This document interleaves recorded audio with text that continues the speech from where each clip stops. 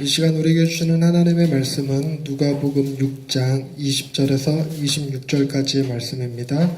누가복음 6장 20절에서 26절까지의 말씀, 하나님의 말씀을 경청하십시오.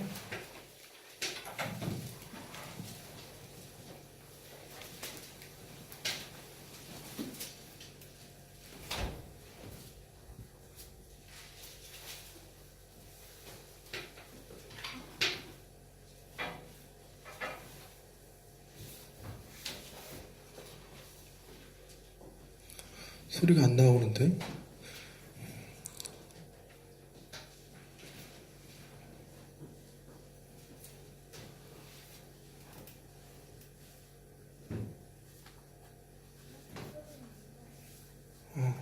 뭔가 에러가 난 모양이네요.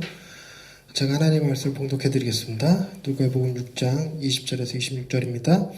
예수께서 눈을 들어 제자들을 보시고 이르시되 너희 가난한 자는 복이 있나니 하나님의 나라가 너희 것이며 지금 줄인 자는 복이 있나니 너희가 배부름을 얻을 것이며 지금 우는 자는 복이 있나니 너희가 웃을 것이며 인자로 말미암아 사람들이 너희를 미워하며 멀리하고 욕하고 너희 이름을 악하다 하여 버릴 때에는 너희에게 복이 있도다. 그날에 기뻐하고 뛰놀라 하늘에서 너희 상이 큼이라. 그들의 조상들이 선지자들에게 이와 같이 하였느니라. 그러나 화 있을진저 너희 부요한 자여 너희는 너희의 위로를 이미 받았도다. 화 있을진저 너희 지금 배부른 자여 너희는 줄이리로다. 화 있을진저 너희 지금 웃는 자여 너희가 애통하며 울리로다. 모든 사람이 너희를 칭찬하면 화가 있도다. 그들의 조상들이 거짓 선지자들에게 이와 같이 하였느니라. 아멘. 이 말씀 통하여 우리에게 베푸시기로 합니다. 아멘. 오늘 우리가 읽은 본문 말씀에는 복이 몇 가지가 나오고 화가 몇 가지가 나옵니다. 몇 가지씩 나오는지 혹시 세보셨으면 읽으면서? 복이 몇 개였죠? 복이 가난한 자는 복이 있다. 줄인 자는 복이 있다. 우는 자는 복이 있다. 인자로 말미암아 사람들이 너희를 미워하며 멀리하고 욕하고 너희 이름을 악하다 하여 버릴 때에는 복이 있다. 복이 몇 개? 4개. 그럼 화는 몇 개가 나올까요? 4개. 그래서 이거를 사복, 사화라고 부릅니다. 오늘 본문은 누가복음에 나오는 유명한 평지설교 사복, 사화에 관한 이야기입니다. 사복, 사화 하면 우리가 모두 같이 연상이 되냐면 마태복음에서 행하였던 주님의 팔복, 심령이 가난한 자는 복이 있나니라고 시작되어지는 그 팔복과 또 관련되어져 생각이 되는데요.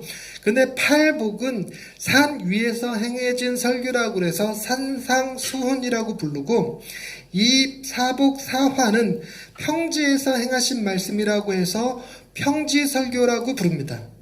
근데 여러분 산 위에서 한 설교와 평지에서 한 설교가 여러분 뭐 그리 대단히 차이가 있겠습니까? 장소만 좀 달라진 것 뿐이죠. 그런데 신학자들은 단순히 장소만 달라진 것이라고 얘기하지 않습니다.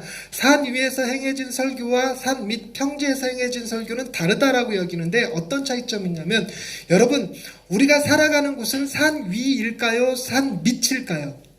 산 밑이죠. 그래서 대부분 속세를 떠나면 어디로 갑니까? 산 속으로 들어가 버립니다. 그래서 산은 뭐와 관련되어 있냐면 영적인 세계, 신의 세계와 관련이 되어져 있고요. 평지는 인간의 세계, 사람들의 세속사회가 상징되어집니다.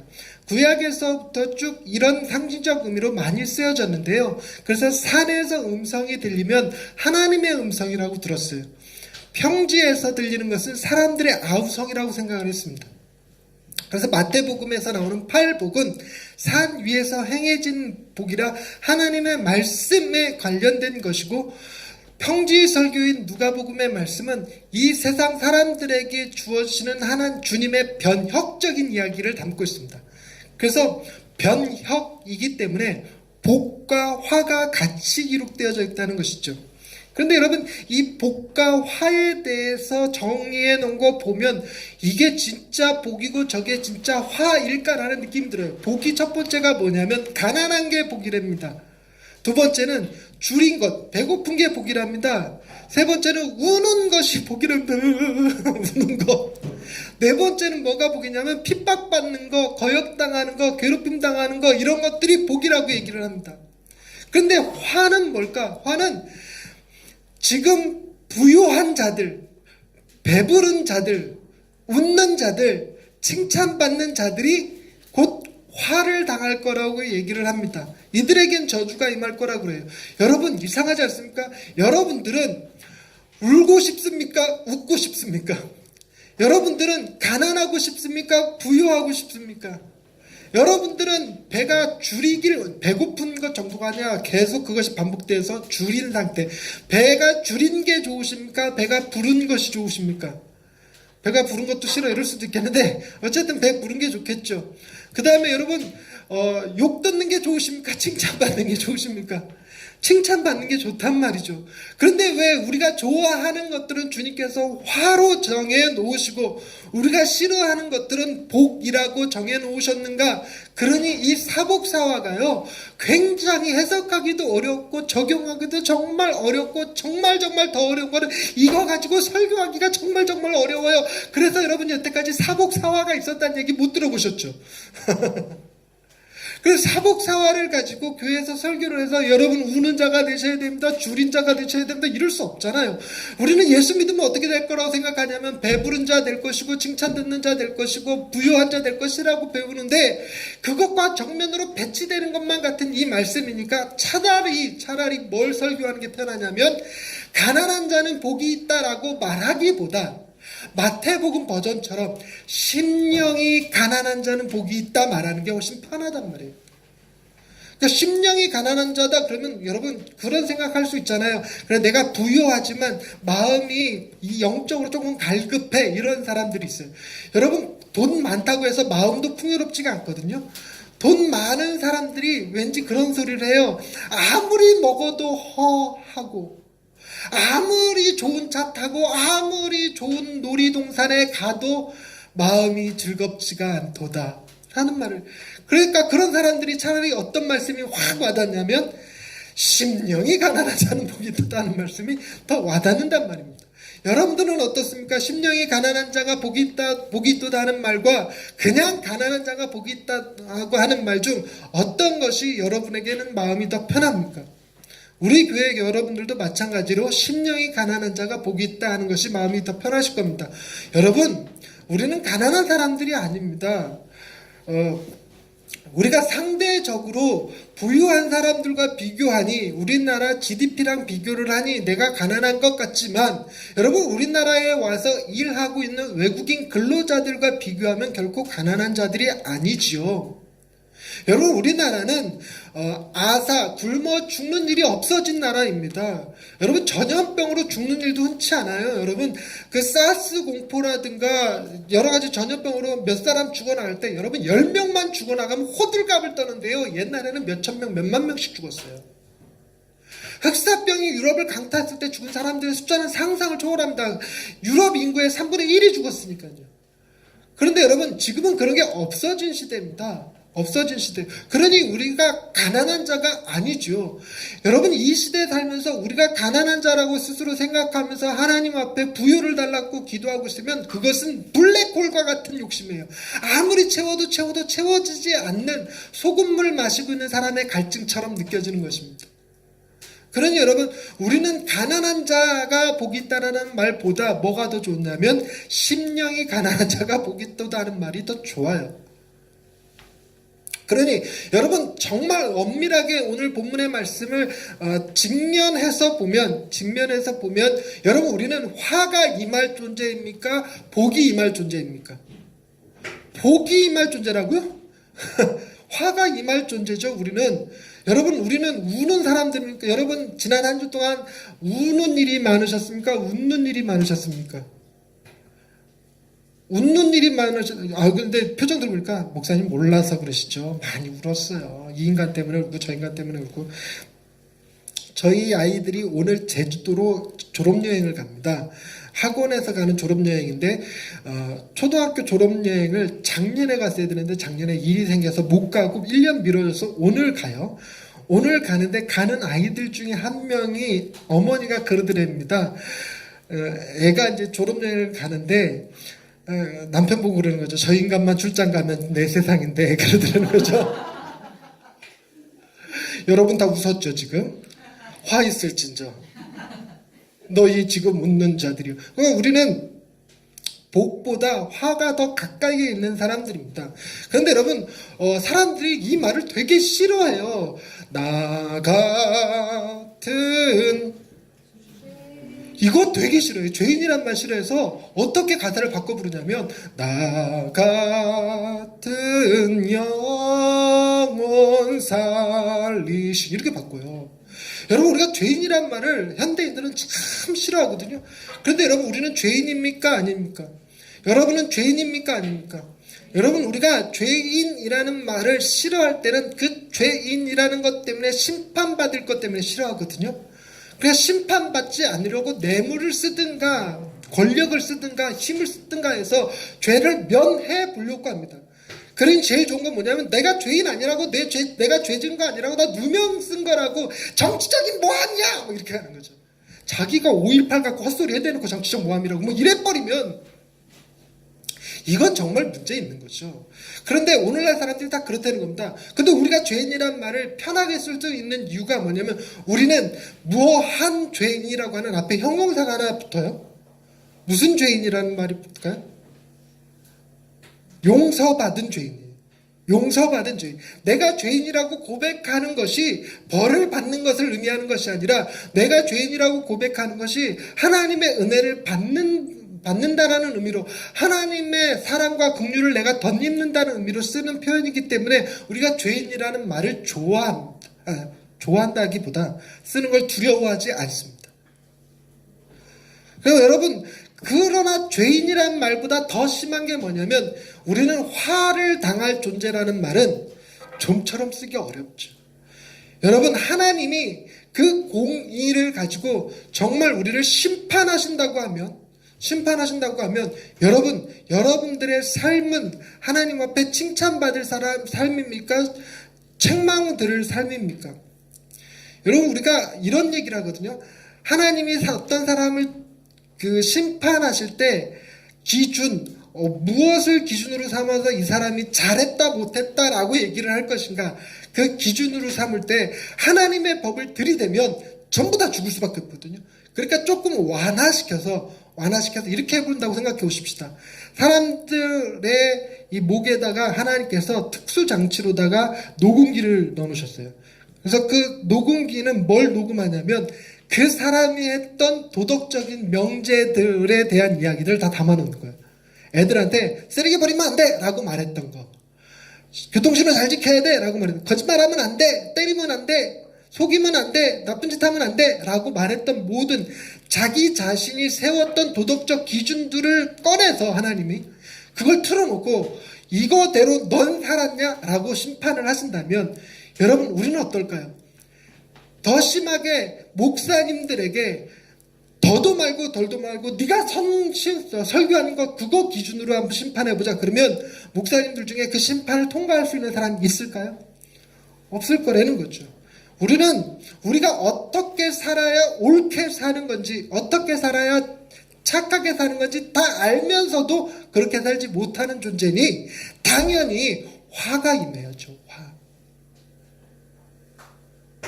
그런데 여러분 진짜 복이라고 말하는 건 어떤 걸 복이라고 하냐면 화를 우리가 당해야 되는데 그 화가 사라진 걸 의미하지 않습니다.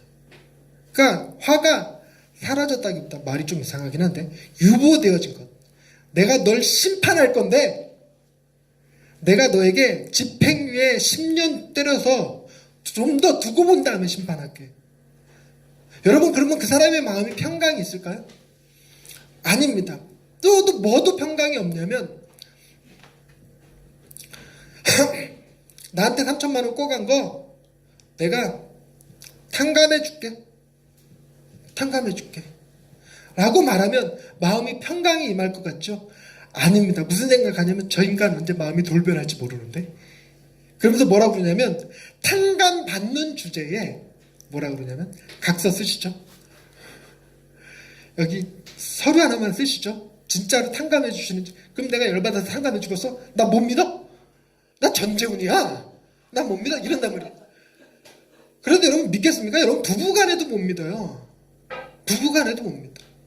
오죽하면 부부간에 헤어질 때 돈 갖고 씨름하고 싸우고 그러는 겁니다.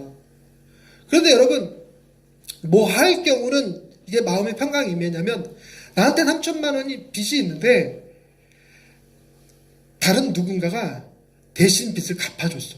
정신을 너무너무 사랑하는 사람이 부모님이 빚을 3천만 원을 갚아줬어. 그 마음이 평강이 임해요. 언제 저 인간 마음 변해서 돈 갚으라고 할지 몰라. 이런 생각이 안 든다고요. 뭔 생각을 할까? 엄마 아빠가 마음 변해갖고 돈 갚 내게 주어진 심판이 유보되어진 것, 그것은 마음을 편안하게 해주지 않습니다. 집행유예 10년, 그것이 마음을 평강하게 해주지 않고 내가 받을 벌이 있는데 그 벌을 대신 누군가가 받았다라고 그래야 마음 편해요. 그래서 더 이상 뭐가 없냐면 심판할래야 심판할 죄가 없어요. 일사부재리의 원칙, 뭐 맞나? 그래서 똑같은 죄에 대해서 두 번 벌할 수 없거든요. 그러니까 예수님이 만약에 우리의 변호사가 되어서 법정에 서신다면 이렇게 얘기하는 거예요. 하나님, 재판장님, 재훈이의 이 전 목사의 죄를 용서해 달라는 게 아닙니다. 전 목사의 죄를 긍휼히 여겨달라는 게 아닙니다. 저는 지금 전 목사가 무죄라는 것을 주장하는 겁니다. 이렇게 되는 거예요. 무죄. 왜냐하면 그의 죄에 대한 대가는 이미 치러졌기 때문에 그 죄를 두 번 언급할 수 없습니다. 그러니 전 목사의 죄는 무죄입니다라고 말할 때 마음이 평안한 거예요. 말할 때. 그런데 여러분 호선이가 지금까지 지은 모든 죄를 다 예수님이 대신 짊어지시고 대신 담당해 주셨어. 그런다고 해서 마음이 평안할까? 뭐 할 경우에 마음 편하냐면 난 앞으로 죄 안 지을 거야 라고 생각해야 마음 편안할 거거든. 그런데 너 지금까지 살아온 삶보다 앞으로 살아갈 삶이 죄를 더 많이 짓는 삶이야. 니네 아빠 보면 알아. 니네 아빠가 그럴 거야. 내가 호선이 말할 때가 제일 죄를 적게 지었을 때입니다. 이렇게. 목사님도 마찬가지죠. 목사님도 신학교에 입학할 때 지은 죄보다 그때까지 지은 죄보다 신학교에 입학한 이후로 지은 죄가 더 많아요. 더 커요. 사이즈가 다르고 스케일이 달라요.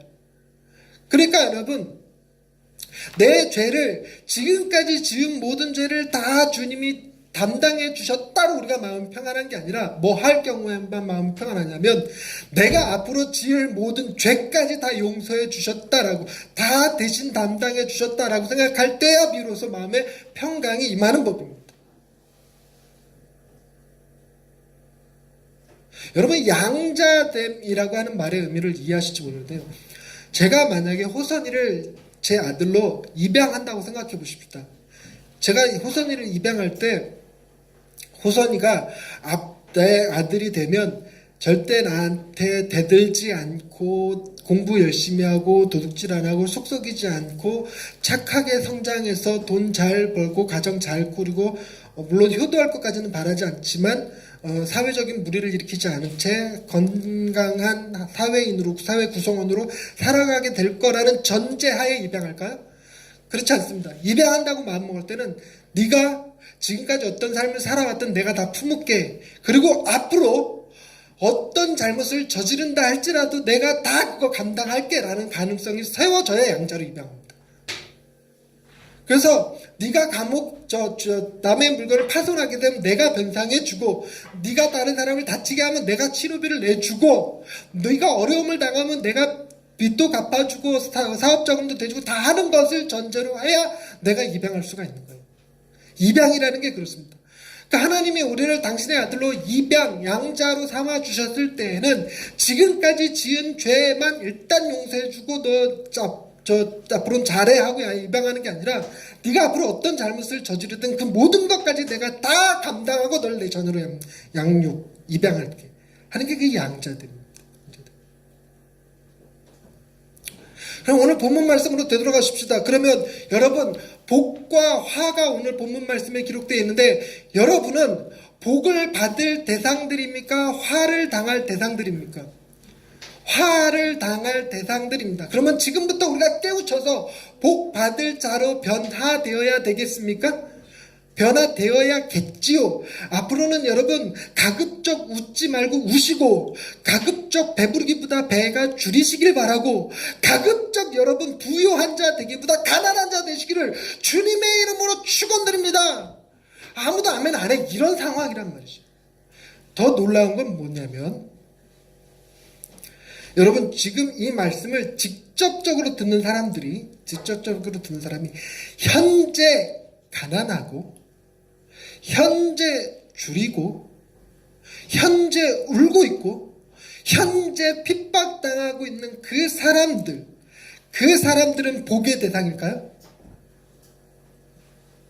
아니라는 겁니다.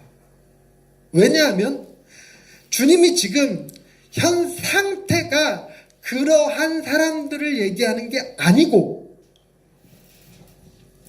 그런 상황들을 추구하는 사람. 이해되셨나 모르겠네. 다시. 여러분, 가난한 자가 자기가 계속 가난하게 살 거라고 생각합니까? 부유한 자 되기를 원합니까? 부유한 자 되기를 원하죠. 그래서 로또, 복권도 사게 되고, 자녀 교육도 어쩌면 그런 차원에서 시켜요. 한국 사회의 문제점 중에 하나가 그런 거래요. 너 판사 돼야 돼, 검사 돼야 돼, 의사 돼야 돼, 변호사 돼야 돼 라고 말하는 근저에는 그래야 네가 부자가 될 수 있어 입니다.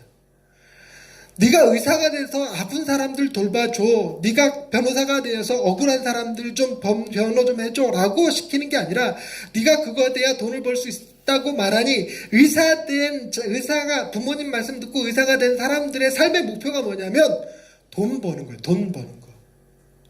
그래서 사람들 병 고쳐주는 것보다 병 고쳐주는 게 어떤 게 돈이 더 되느냐를 따진단 말이에요. 변호해 주는 것도 그 사람이 억울해서가 아니라 변호해 주면 얼마를 받을 수 있을 것인가를 계산한다는 거죠. 그래서 한국 사회가 문제라고 얘기를 하거든요. 그런데 여러분, 그거는 부유한 사람과 가난한 사람 중 누가 더 큰 욕구를 가지게 되냐면, 가난한 사람들이 부자 되라고 의사, 판검사, 변호사를 시킬 가능성이 더 크다는 얘기예요.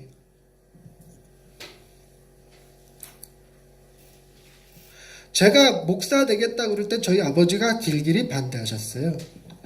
반대한 이유가 뭘까? 먹고 살기 힘들다고. 기준이 그래요. 자녀가 그림의 소질을 보이는데 그거 그림 못 그리게 하고 차라리 뭐 하냐면 자동차 고치는 기술 가르쳐. 왜 그러죠? 그림 그려갖고 먹고 살 수 없어라고 생각하는 거죠.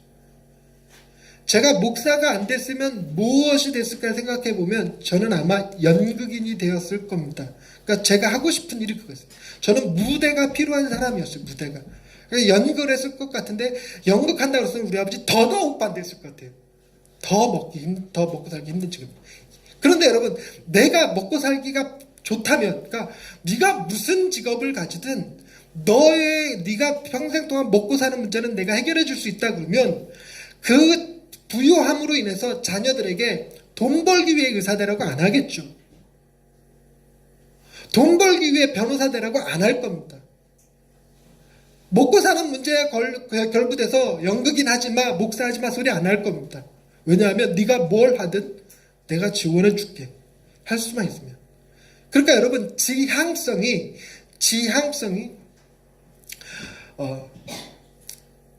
부유한 자에 있는 것이 아니라 가난해도 상관없는 자에 있는 것이라고 가정한다면, 여러분 지금 현재 예수님이 말씀하실 때 가난한 자, 줄인 자, 우는 자, 핍박받는 자들 역시 복의 대상이 아니라 화의 대상입니다.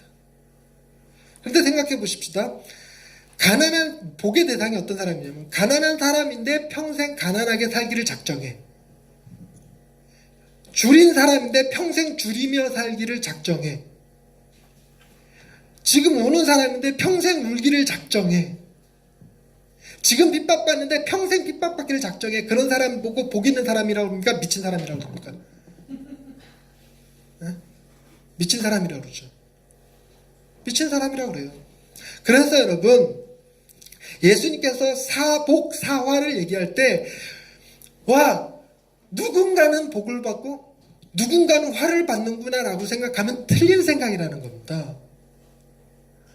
그리고 결국은 온 인류는 복의 대상이 복의 대상입니까? 화의 대상입니까? 화의 대상이에요. 화의 대상입니다. 저와 여러분은 화의 대상입니다.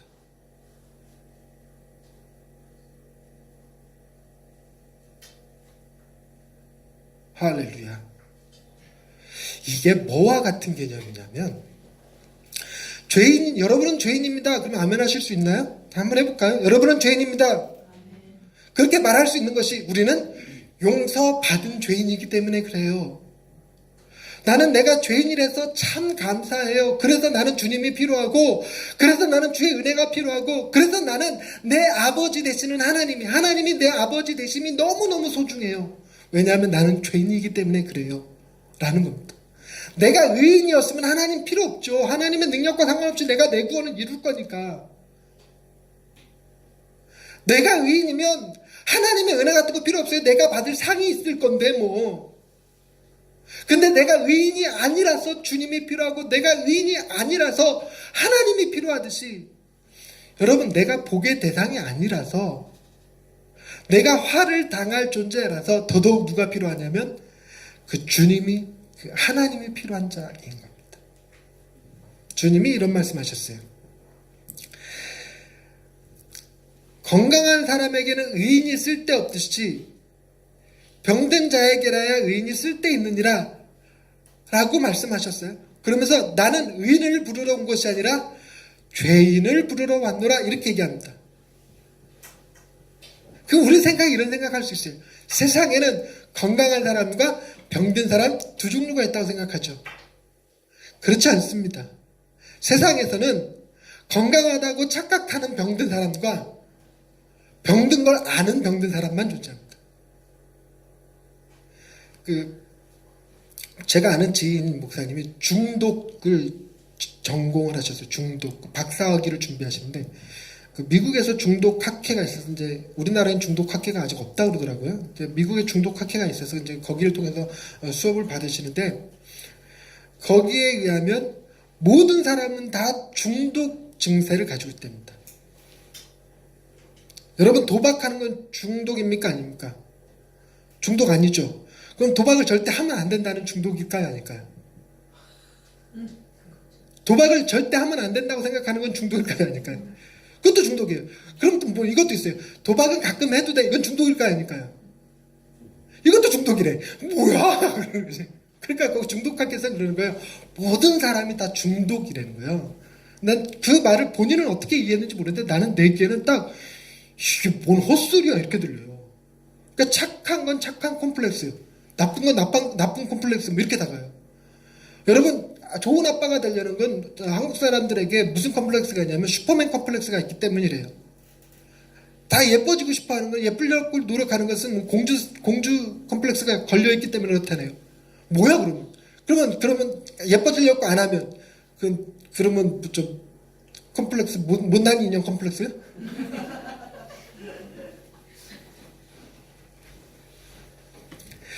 그러니까 여러분, 건강한 사람이 있는 게 아니라 자기가 무슨 병에 걸렸는지를 모르는 것일 뿐인 것처럼, 의인이 존재하는 것이 아니라 자기 죄가 뭔지 모르는 사람만 있을 뿐이에요. 그러니까 무슨 얘기냐면, 예수님은 모든 사람을 위한 의사이고 모든 사람을 위한 구주이십니다. 아멘. 똑같이 오늘 본문에서는 주님이 모든 사람들, 모든 화를 당할 사람들의 복이 되시는 분이십니다. 그럼요.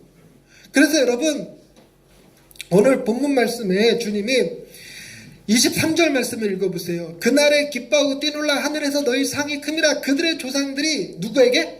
선지자들에게 그와 같이. 선지자들. 여러분, 과거의 선지자들은 그 선지자들은 누구를 가리키는 모형이었냐면 참 선지자 되시는 예수를 가리키는 모형이었습니다.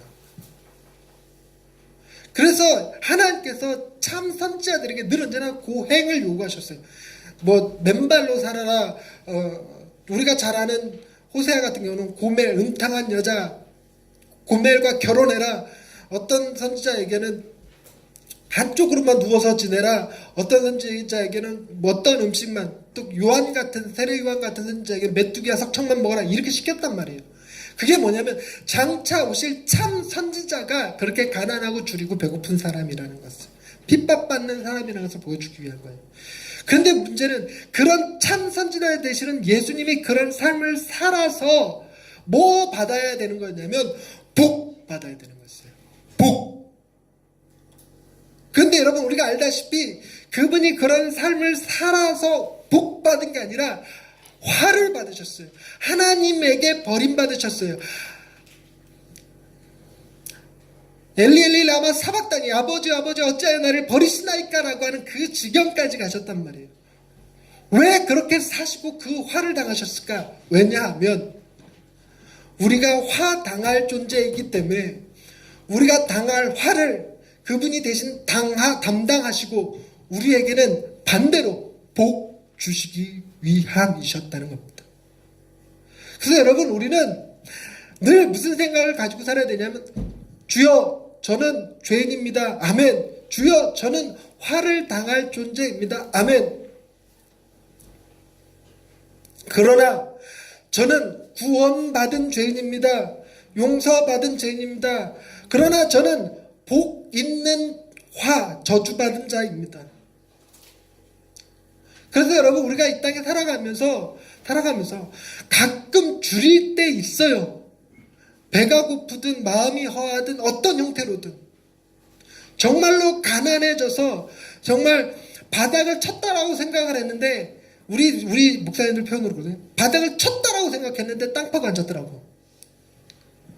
땅 파고 들어가고 있어요. 이쯤 하면 됐다고 싶은데 또 다른 고난이 계속 와요. 사람들이 저한테 그런 얘기 했거든요. 고난에도 총량의 법칙이 있대요. 그래서 저는 그 총량의 법칙을 이미 채웠기 때문에 더 이상 고난은 없을 거래요. 제가 그 말에 아멘은 했지만 믿지는 않아요. 인생이 그렇게 쉽지 않아요.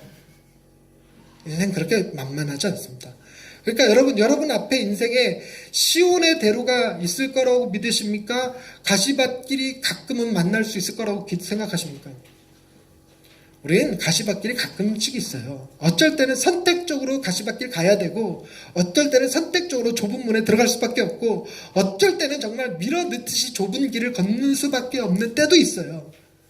그런데 여러분 우리는 뭘 기대하는 자냐면 그 길 끝에, 그 고생 끝에 화가 존재하지 않는다라는 것.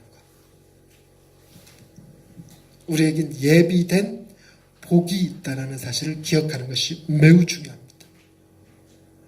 우리가 그렇게 살았기 때문이 아니라, 어쩌다 가끔 가시밭길 걸었기 때문에, 어쩌다 가끔 좁은 문으로 들어가 좁은 길로 걸었기 때문이 아니라 일평생을 그렇게 살아오신 예수님 때문에, 그분이 우리 대신하여 화를 받으시고 우리에게는 당신이 받으셔야 될 복을 내어주신 그분 때문에 우리에게는 다음 우리 이 삶의 끝에, 저 끝에 복이 존재하고 있음을 믿으시기 바랍니다.